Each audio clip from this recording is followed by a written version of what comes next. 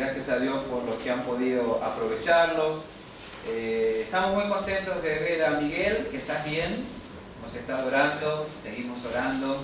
Y hoy cumpleaños Gisela, 11 años, qué cantidad. Feliz cumpleaños, no se olviden de saludarla después. ¿Cuántos años tenía cuando empezaron a venir? ¿6? ¿5? 5.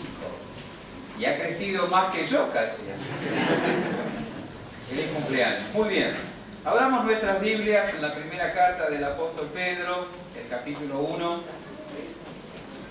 La primera carta del apóstol Pedro, el capítulo 1. Antes de seguir con nuestro estudio en Juan capítulo 4, hablando de nuestro gran Salvador, quisiera detenerme en este versículo que aparece particularmente en el proyector, en el capítulo 1, el versículo 17, pero vamos a leer el párrafo desde el versículo 13 hasta el versículo 3 del capítulo 2, y luego vamos a concentrarnos en ese versículo en particular. Les invito a ponerse de pie para la lectura de la palabra, luego nos quedamos de pie, oramos, encomendamos al Señor este tiempo en la Escritura. La primera carta del apóstol Pedro, capítulo 1, versículo 13 hasta el capítulo 2, versículo 3. Y la palabra de Dios dice así: por tanto, ceñid los lomos de vuestro entendimiento, sed sobrios y esperad por completo en la gracia que se os traerá cuando Jesucristo sea manifestado. Como hijos obedientes, no os conforméis a los deseos que antes teníais estando en vuestra ignorancia, sino como aquel que os llamó es santo, sed también vosotros santos en toda vuestra manera de vivir, porque escrito está: sed santos, porque yo soy santo.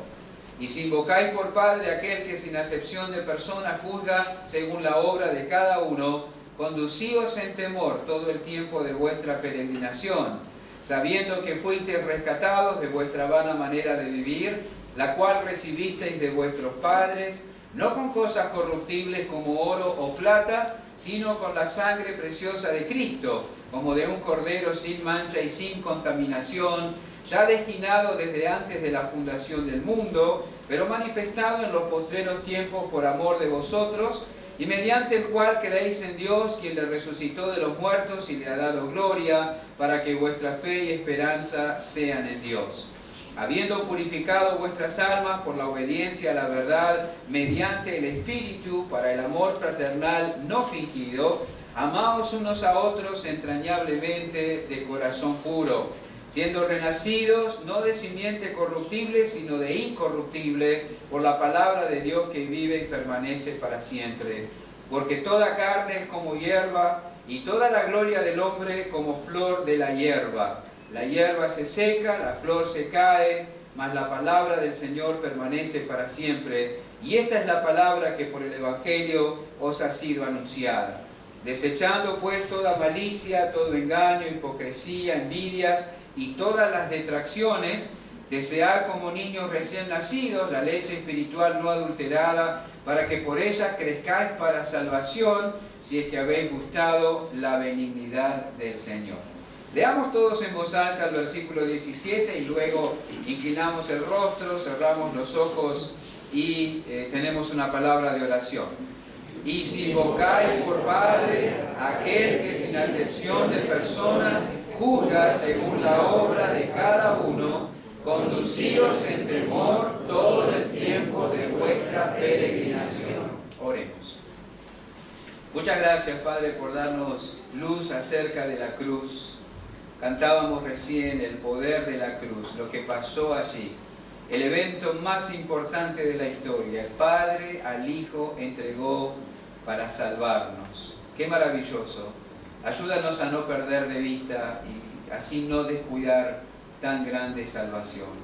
Gracias, Padre, por permitirnos abrir la Escritura, y te rogamos ahora que tú aquietes nuestras mentes, nuestros corazones, nos dispongamos a oír, Señor, para tu gloria. En el nombre de Jesús.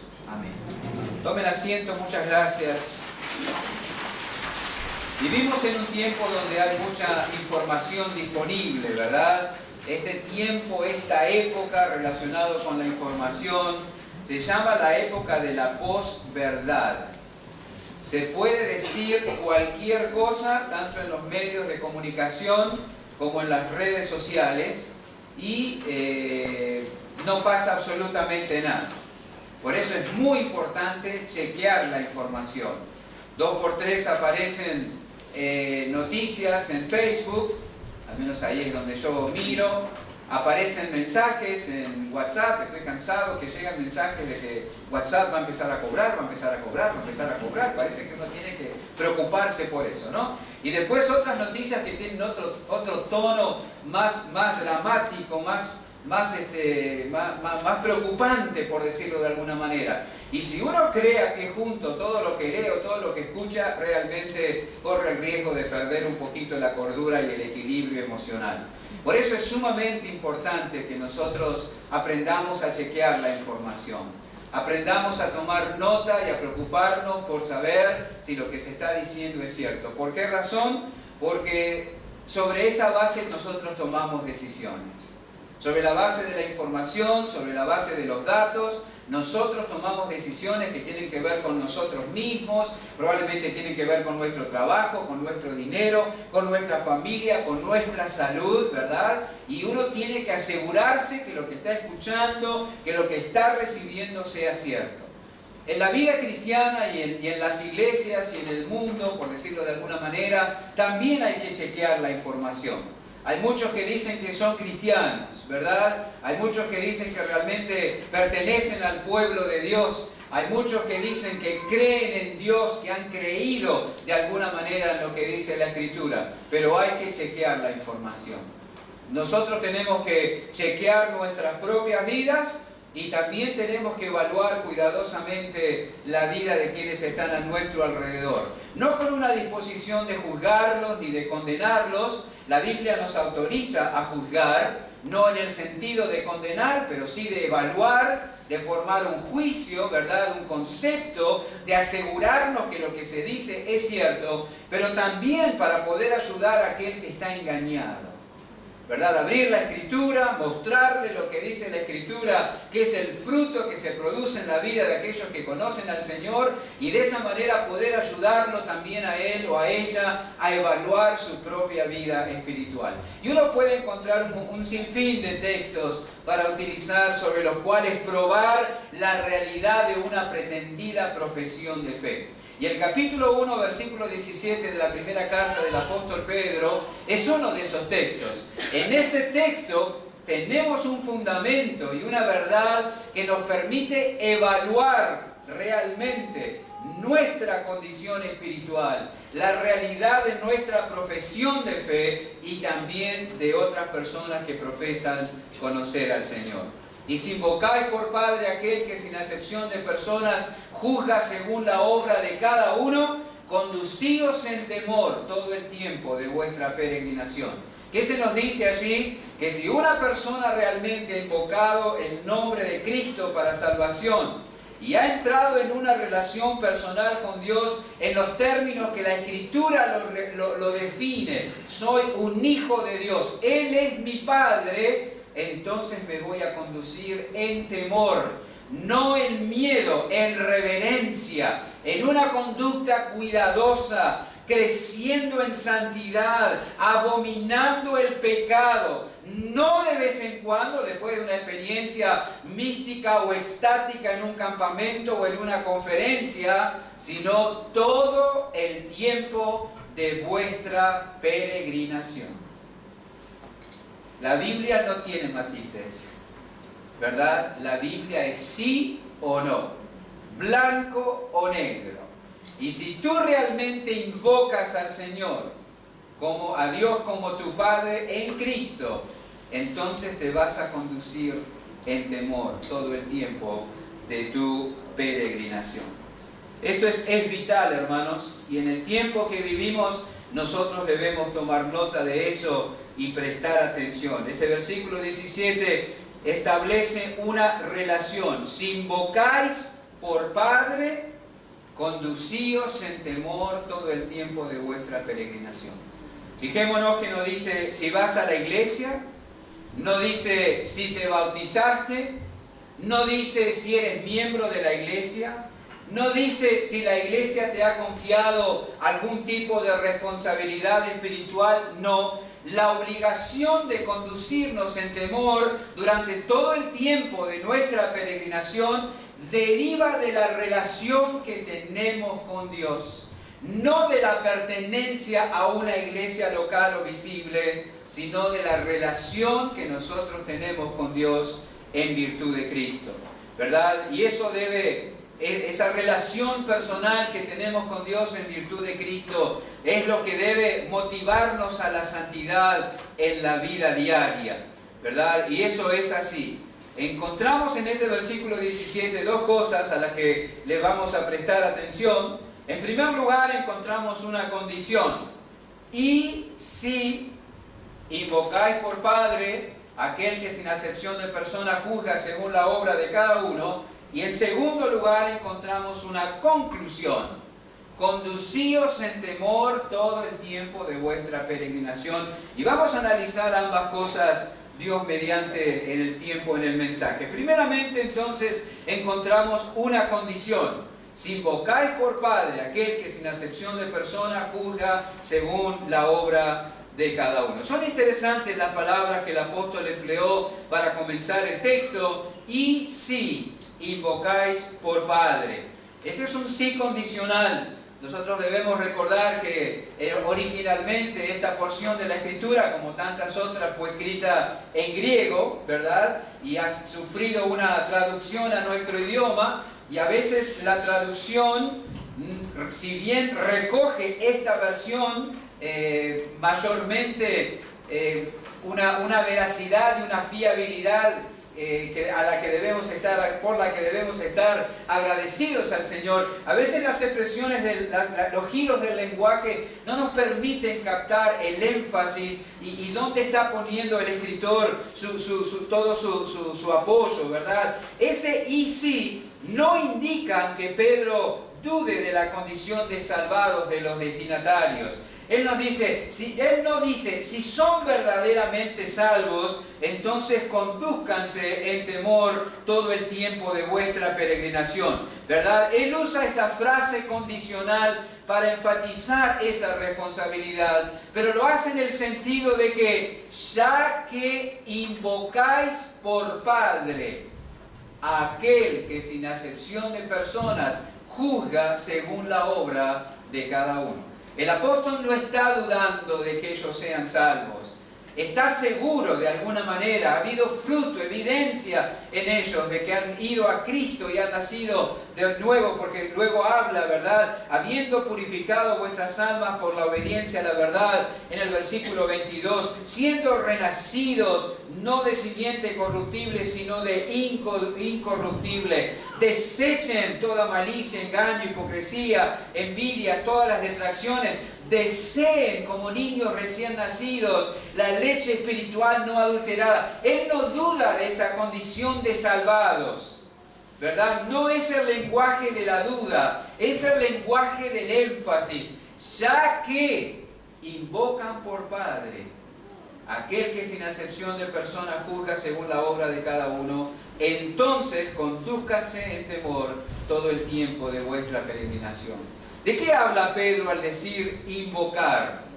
Bueno, esa palabra deriva de un término que significa llamar, ¿verdad? Y en la Biblia se emplea en el sentido de adorar, se emplea en el sentido de orar, se emplea en el sentido de apelar a Dios. No lo busquen ustedes, pueden escuchar la lectura en Génesis capítulo 4, versículo 26, dice: y a Set también le nació un hijo, llamó su nombre Enos.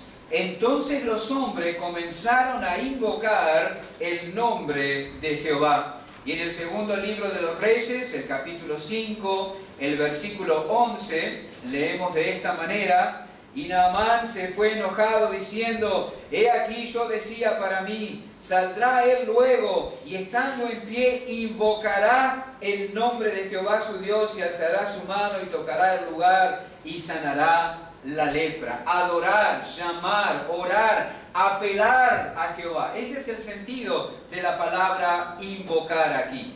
Y no podemos decir otra cosa más que la vida cristiana comienza con un invocar, ¿verdad? Es así como empieza. La vida cristiana no empieza cuando la persona desciende a las aguas del bautismo. La vida cristiana no empieza cuando la persona escucha por primera vez probablemente y varias veces el mensaje del Evangelio. La vida cristiana no empieza cuando la persona se hace un asistente asiduo a las reuniones de la iglesia. La vida cristiana no empieza tampoco por nacer en un hogar donde otros creen en el Señor Jesús y son cristianos. La vida cristiana comienza cuando personalmente, individualmente, bajo convicción, con humildad de corazón, con conciencia de pecado, invocamos al Señor para salvación. Todo aquel que invoca el nombre del Señor será salvo, ¿verdad? La vida cristiana comienza con un invocar. En Hechos capítulo 2, versículo 21, leemos así, no tienen que buscarlo, pero pueden escuchar la lectura.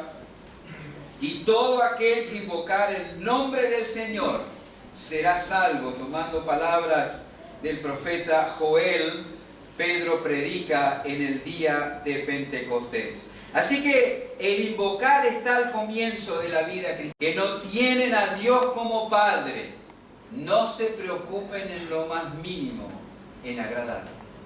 Jesús trató con personas así. El Evangelio de Juan, el capítulo 8, ustedes pueden ir conmigo, son palabras muy fuertes. El Evangelio de Juan, el capítulo 8, versículo 44 al 47. Vosotros sois de vuestro padre el diablo, y los deseos de vuestro padre queréis hacer. Él ha sido homicida desde el principio y no ha permanecido en la verdad porque no hay verdad en él. Cuando habla mentira, de suyo habla, porque es mentiroso y padre de mentira. Y a mí, porque digo la verdad, no me creéis. ¿Quién de vosotros me redarguye de pecado? Pues si digo la verdad, ¿por qué vosotros no me creéis? El que es de Dios, las palabras de Dios oye. Por esto no las oís vosotros, porque no sois de Dios. Qué terminante, ¿no? El que es de Dios, las palabras de Dios oye. No te engañes. Si no te interesa escuchar la palabra de Dios, es muy probable que no sea de Dios. Por esto no las oís vosotros, porque no sois de Dios.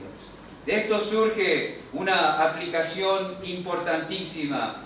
Asegúrate de haber invocado el nombre del Señor, pues de lo contrario, Dios no es tu Padre. Asegúrate que le has pedido socorro y auxilio en cuanto a tus pecados. Asegúrate de que has pasado por el Evangelio de Juan capítulo 1, versículo 12. Mas a todos los que le recibieron, a los que creen en su nombre, les dio potestad de ser hechos hijos de Dios. ¿No será por eso que te controla el temor a la muerte? ¿No será por eso que eres indiferente a las cosas espirituales? Porque no tienes a Dios por Padre, porque perteneces a otra familia, porque estás interesado en los asuntos de esa otra familia cuyo padre es el diablo. En eso debemos meditar. Tienes que nacer en la familia de Dios como hijo, invocando el nombre de Cristo sobre tu alma. Así es. Ahora también hay otra aplicación importantísima aquí para los cristianos. Aquí dice, y si invocáis, hablando de la condición, y si invocáis, esto está en presente. No dice, y si habéis invocado, haciendo referencia al momento de la salvación. Está hablando en un presente continuo. Y si invocáis, se espera que nosotros invoquemos a Dios continuamente. Por supuesto, la vida cristiana comienza cuando invocamos al Señor, pero la vida cristiana se desarrolla en ese espíritu de dependencia. La vida cristiana se desarrolla en ese espíritu de adoración. La vida cristiana se desarrolla en ese espíritu de comunión, y eso de continuo. Y eso en toda ocasión, al ser tentado, al ser probado, al ser bendecido, al ser usado por Dios, al ser ofendido por otros, al ser acusado por la conciencia, al ser prosperado, al estar bien, continuamente desarrollamos ese ejercicio de invocar a nuestro Dios. Hermanos, a lo último, la esencia de la vida cristiana es la comunión continua con el Padre en virtud de Cristo. Ese era el deleite y el anhelo y la constante en Cristo durante su ministerio terrenal. Anhelaba aislarse de las multitudes, anhelaba aislarse de la actividad para buscar el rostro de su Padre y deleitarse en la comunión con Él. Y aunque no estaba de rodillas o sobre un monte orando, el deleite continuo de su corazón. Él vivía en una continua comunión con el Padre. Ese era el deleite, el anhelo y la constancia en la vida de Cristo. Y cuando nosotros leemos las gloriosas páginas de la historia de la iglesia, vamos a encontrar que aquellos hombres y mujeres que más eficazmente sirvieron al Señor, hombres y mujeres que sacrificaron cosas que nosotros jamás quizá estaríamos dispuestos a sacrificar, se han destacado sobre todas las cosas por la vida de oración.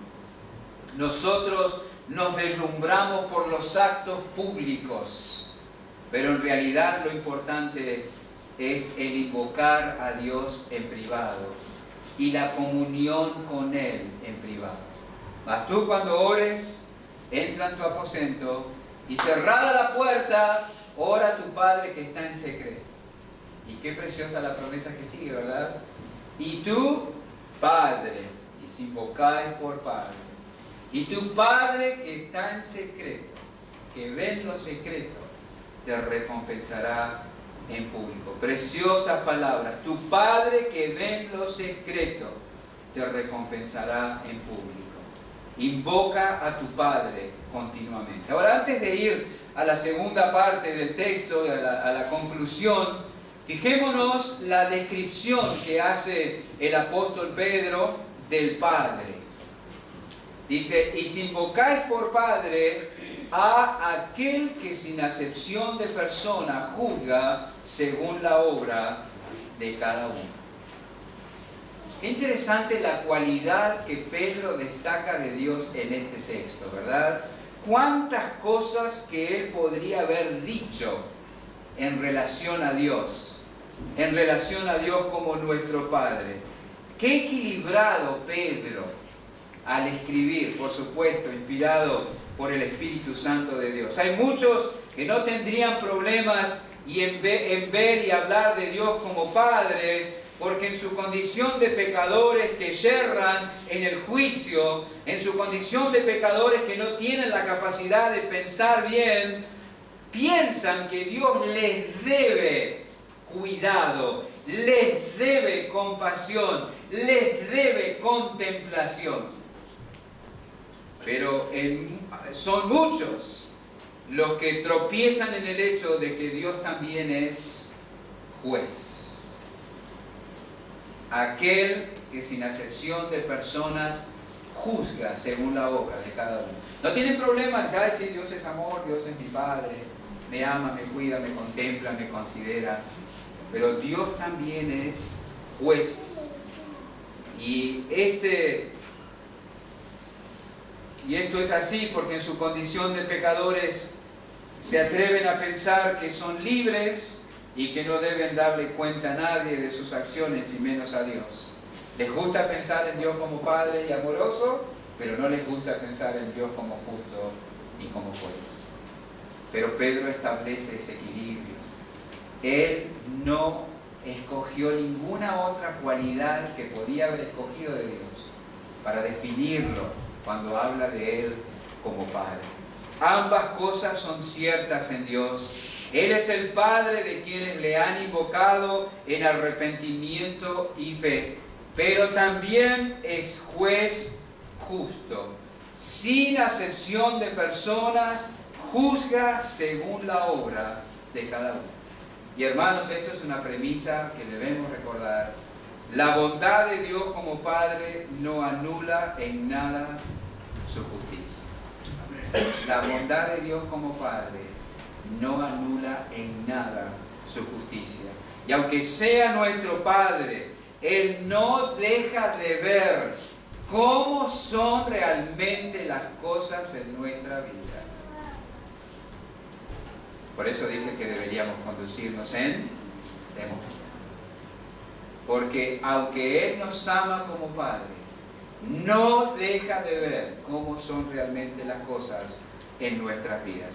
No hay absolutamente nada escondido, oculto a los ojos de nuestro Dios. Conocemos el texto de Hebreos capítulo 4, versículo 12. Porque la palabra de Dios es viva y eficaz, más cortante que toda espada de dos filos, penetra hasta partir el alma y el espíritu, las coyunturas y los tuétanos, discierne los pensamientos y las intenciones del corazón, y no hay cosa creada que no sea manifiesta en su presencia. Antes bien, todas las cosas están desnudas y abiertas a los ojos de aquel a quien tenemos que dar cuenta. Uno puede desde el púlpito y en el trato personal lanzar la palabra y confiar que el Señor va a usar para sacar a luz los contenidos de los corazones, porque no hay nada que se escape a los ojos de Dios. No nos preocupemos por la supuesta hipocresía de otras personas. Confiemos que el Señor sabe exactamente cómo son las cosas en la vida de cada uno. No hay nada escondido ni oculto a los ojos de nuestro Padre. Y no debemos olvidar eso. Él no es un Padre reblandecido que pasa por alto lo que está mal en nuestra vida. Él no se deja impresionar por la apariencia. No podemos hacer chapa con Dios. No importa cuántos años hace que estamos en el camino del Señor. No importa cuánto conocimiento de la Escritura podemos aducir. No importa cuántas personas den testimonio de la buena influencia de nuestras vidas sobre las suyas. Si hay algo que está mal en la vida de uno de sus hijos, no pasa desapercibido a los ojos de nuestro Padre. No pasa desapercibido. En absoluto. Él, lo repito, no es un Padre reblandecido que pasa por alto lo que está mal en nuestras vidas. No se deja impresionar por la apariencia y no puede pasarlo por alto. Porque nos ama. Y esto en sentido general y sin aludir a nadie, pero muchas veces los padres pasamos por alto las cosas en las vidas de nuestros hijos porque les tenemos miedo. Les tenemos miedo. Pero Dios no pasa por alto nada en nuestras vidas porque nos ama. Porque nos ama. El amor se manifiesta también en corrección y en disciplina.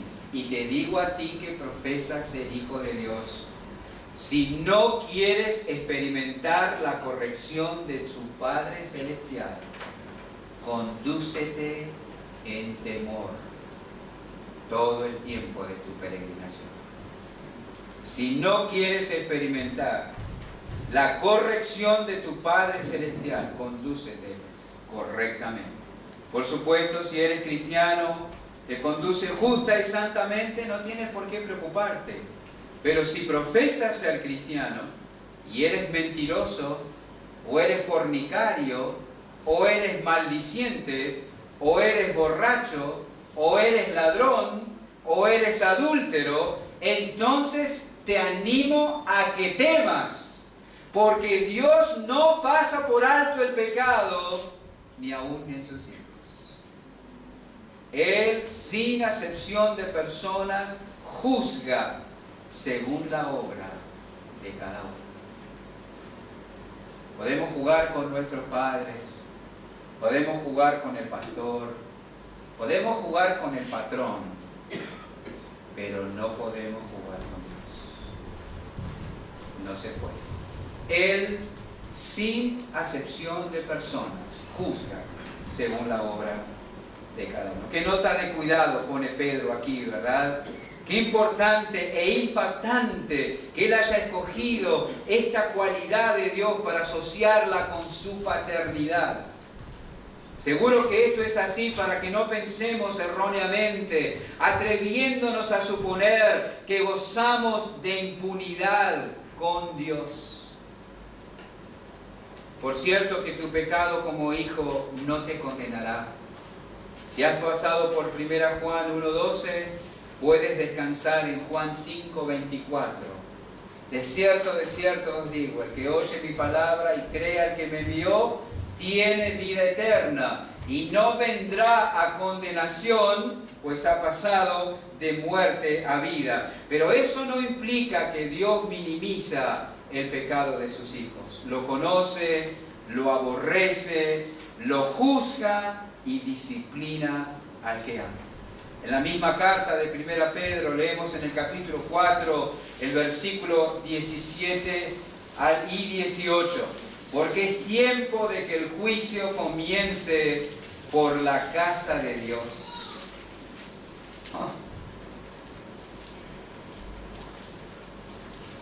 Es tiempo de que el juicio comience por la casa de Dios.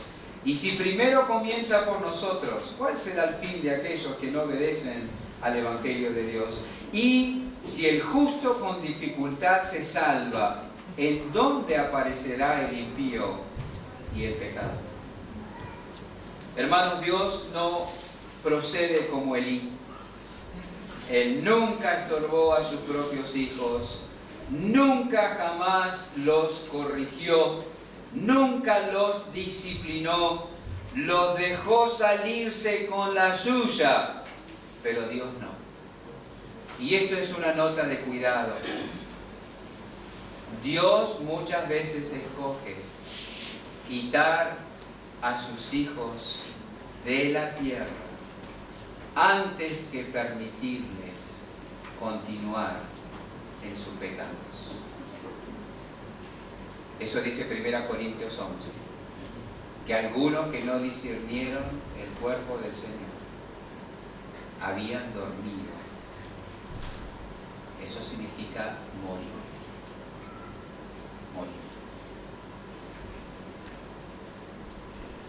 Hermanos, de esta condición que se plantea aquí,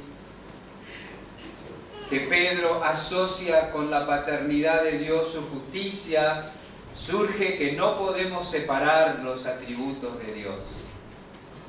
Ni tú ni yo podemos ver a Dios como queremos o como nos agrada. Bueno, a mí me gusta pensar más en la misericordia de Dios que en la justicia. A mí me gusta pensar más en la bondad de Dios que en la santidad. Pero nosotros debemos conceptuar y apreciar a Dios como Él se revela a nosotros en su palabra. Es cierto que Él es amoroso y compasivo, lleno de gracia y de misericordia, pero también es santo, es justo, es recto y muy limpio de ojos para ver el mal. Es cierto que Él es nuestro buen pastor, pero también es cierto que es fuego consumidor. Y eso está escrito en un libro del Nuevo Testamento. Debemos conceptuar y apreciar a Dios tal como Él se revela a sí mismo en la Escritura. Y eso es sano o es fundamental para tener una fe sana, una fe fuerte y una práctica correcta. Así que despojémonos de nuestras propias ideas en cuanto a Dios y permitamos que Él nos enseñe acerca de su persona, de sus perfecciones y de sus glorias. Y antes de pasar a esa otra conclusión, tomemos nota de esta otra aplicación del hecho de que Él es quien sin acepción de persona juzga según la obra de cada uno. No debemos dejarnos impresionar o condicionar por el juicio de los hombres. En aquel día serán manifiestas las intenciones del corazón y nuestras obras serán recompensadas y reconocidas adecuadamente. ¿En cuántas oportunidades hemos hecho algo bueno por otros, motivados por el amor a ellos, motivados por el amor al Señor, y parece que nadie se dio cuenta. Y eso no solamente en la esfera de la iglesia, no solamente en el ministerio público, en el hogar, en el colegio, en el trabajo, en la familia. Te esforzaste, hiciste lo mejor que podías y nadie se dio cuenta. Bueno, no te desanimes. En aquel día, aquel que sin acepción de persona juzga según la obra de cada uno, Él te premiará adecuadamente. ¿Y cuántas sorpresas nos vamos a llevar? Quizás no recibiremos algo que pensábamos y otros recibirán lo que ni siquiera nos imaginamos, porque Él juzga bien. Así que sigamos haciendo lo bueno, con la motivación correcta, y recibiremos recompensa de nuestro Dios. No te canses, porque tu recompensa es segura. Y ahora sí, la conclusión, volviendo al versículo 17 del capítulo 1 de 1 Pedro. Ya que invocamos por Padre aquel que sin acepción de personas juzga según la obra de cada uno, conduzcámonos en temor todo el tiempo de nuestra peregrinación. ¿Para qué dijo todo lo anterior Pedro? ¿Qué tenía en mente Pedro al escribir acerca del Padre que juzga? Que como invocamos como Padre al Dios que juzga, nos conduzcamos en cierta forma diariamente. Si Dios es mi Padre porque lo he invocado en Cristo, yo debo conducirme de acuerdo a la dignidad de mi Padre. Si invocas por Padre al juez justo y te conduces deshonrosamente, algo anda mal. Si invocas al Dios justo o al Padre justo, si invocas por Padre al juez justo y te conduces deshonrosamente, algo anda mal. Podrán otros preguntar, ¿ese es el padre de ese hijo? ¿Y acá qué pasó? El hijo seguro no tiene en cuenta, no le interesa la dignidad de su padre. Por eso, hermano, presta atención a cómo hablas. Presta atención a cómo te vistes. Presta atención a cómo trabajas. Presta atención a cómo tratas a otros. Reflejas en todo y más la dignidad de tu Padre Celestial. ¿Pesa la dignidad de su carácter para ti en la medida que te conduces diariamente? ¿Pesa cómo es tu Padre para determinar cómo te conduces a diario? Si invocamos, conducíos, dice acá. Nuestra conducta diaria a la luz de la dignidad de Dios debe ser cuidadosa. Aquí la palabra temor significa reverencia, ¿verdad? A la luz de su majestad, a la luz de su justicia, a la luz de su perfección, me conduzco cuidadosamente. No quiero ofenderlo, no quiero agraviarlo, no quiero deshonrarlo, no quiero dejarlo mal, no quiero arrojar sombra sobre su persona. Eso significa conducirme en temor todo el tiempo de mi peregrinación. Mi conducta debe recomendar ampliamente al Dios todo digno. Mi conducta debe honrarlo. Mi conducta debe hacer que otros lo respeten. Mi conducta debe hacer que otros lo admiren. Mi conducta debe provocar que otros quieran conocerlo. Cuando otros me ven a mí, ¿piensan bien de Él? Si invocáis por Padre aquel que sin acepción de personas juzga según la obra de cada uno, conducíos en temor. Hermanos, esto implica que para estar motivados a una conducta digna, yo debo meditar frecuentemente en las perfecciones de Dios. Por eso es tan importante despojarnos, y hay que insistir en eso, de nuestras propias ideas en cuanto a Dios. Debemos conceptuar y apreciar a Dios tal y como Él se revela a sí mismo. Y cuando yo capto cómo es Él, de acuerdo a cómo se revela a mí en la Escritura, eso me va a motivar a una vida digna. Al admirarlo más, y me motiva a una conducta digna. ¿Cuánto debe durar esa conducta digna? Todo el tiempo. Hay creyentes que se comportan de una forma dentro de la iglesia y afuera.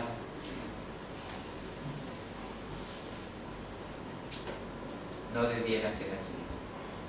Si tú eres prudente, serio, respetuoso, decoroso, con buenos modales, cuidadoso en el trato con el sexo opuesto, cuidadoso con el vocabulario, cuidadoso con la postura, cuando estás aquí, así debería ser también afuera. Y es vergonzoso cuando eso no es así.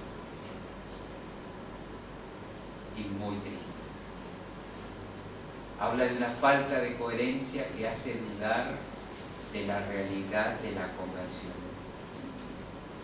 según la Escritura. Porque el árbol se conoce por el fruto. Por el fruto. Hay oportunidades y asuntos en los que posponemos atenderlos hasta que se den ciertas condiciones. Los niños dicen, bueno, cuando crezca me gustaría hacer tal cosa, ¿verdad? A los jóvenes dicen, cuando salga del secundario. Otros dicen, cuando me reciba, cuando me case, cuando tenga mis hijos, cuando me jubile, entonces haré tal o cual cosa.